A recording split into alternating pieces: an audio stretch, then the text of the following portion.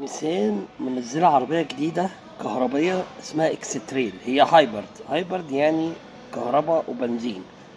موتور البنزين راكب في النص، وموتورين كهرباء، واحد على العجلتين اللي قدام وواحد على العجلتين اللي ورا. هي العربية دفع رباعي. في ناس عملت عليها ريفيو. العربية دي انا شايف العربية دي عربية ممتازة جدا. فيها براءة اختراع.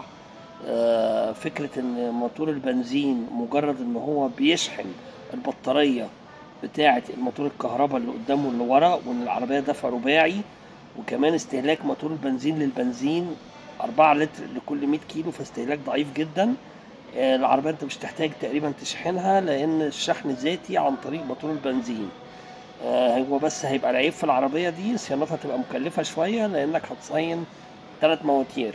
صيانة مواتير الكهرباء زي ما قلنا قبل كده في حلقات فاتت مش مكلفة قوي، لكن صيانة طبعا مواتير البنزين مكلفة شوية. لكن مقابل كده العربية دي موفرة جدا في الطاقة، وموفرة جدا في البنزين، سريعة جدا، صوتها هادي على الطريق،